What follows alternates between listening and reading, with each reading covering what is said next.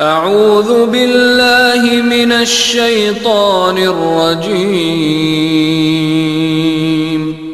بسم الله الرحمن الرحيم. Assalamualaikum warahmatullahi wabarakatuh. Periode kelima 1194 Masehi sampai 1258 Masehi. Di periode ini, Khalifah Bani Abbasiyah bebas dari pengaruh dinasti lain, tetapi kekuasaannya hanya efektif di sekitar Baghdad dan diakhiri oleh invasi dari bangsa Mongol. Sementara pemimpin yang berhasil membawa kekhalifahan Abbasiyah pada masa keemasannya adalah sebagai berikut. 1. Al-Mahdi 775 sampai 785 Masehi. 2. Al-Hadi 775 sampai 786 Masehi. 3. Harun ar-Rasyid 786 sampai 809 Masehi. 4. Al-Ma'mun 813 sampai 833 Masehi. 5. Al-Mutasim 833 sampai 842 Masehi. 6. Al-Watsik 842 sampai 847 Masehi. 7. Al-Mutawakkil 847 sampai 861 Masehi. Perekonomian meningkat di masa kepemimpinan Al-Mahdi. Utamanya peningkatan di sektor pertanian melalui irigasi dan peningkatan hasil pertambangan seperti perak, emas, tembaga, dan besi. Selain itu, para pedagang yang transit dari timur dan barat juga banyak membawa kekayaan. Pada masa Khalifah Harun ar-Rasyid dan putranya Al-Ma'mun, kekayaan negara banyak dimanfaatkan untuk keperluan sosial, seperti mendirikan rumah sakit, lembaga pendidikan dokter, dan farmasi. Selama pemerintahannya, Bani Abbasiyah berhasil mengkonsolidasikan kembali kepemimpinan gaya Islam dan menyuburkan ilmu pengetahuan.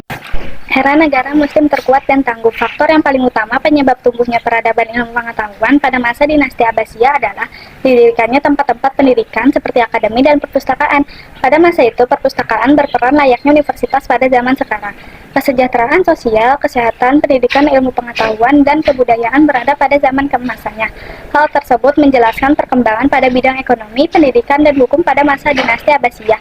Pada masa inilah negara Islam menempatkan diri sebagai negara terkuat dan tak tertandingi. Runtuhnya kekhalifahan Bani Abbasiyah. Runtuhnya kekhalifahan Abbasiyah dipengaruhi oleh beberapa faktor sebagai berikut. Persaingan antar bangsa. Khilafah Abbasiyah didirikan oleh Bani Abbas yang bersekutu dengan orang-orang Persia. Namun dalam prosesnya, orang-orang Persia tidak merasa puas dan menginginkan sebuah dinasti dengan staf dari negaranya. Sementara bangsa Arab beranggapan bahwa mereka istimewa dan menganggap rendah bangsa non-Arab. Oleh karena itu, muncullah dinasti-dinasti yang ingin melepaskan diri dari kekuasaan Baghdad. Kemerosotan ekonomi meski sempat bergelimang, kekayaan kekhalifahan Abbasiyah mulai mengalami kemunduran di bidang ekonomi karena pendapatan terus menurun sementara pengeluaran mereka terus meningkat. Perang Salib. Perang Salib berlangsung selama beberapa periode, tidak hanya menelan banyak korban, tetapi juga menimbulkan kerugian yang sangat besar. Serangan bangsa Mongol dan jatuhnya Baghdad pada tahun 1258 Masehi, tentara Mongol berkekuatan sekitar 200 orang menyerang Baghdad. Penguasa terakhir kekhalifahan Abbasiyah benar-benar tidak berdaya membendung tentara Mongol sebanyak itu.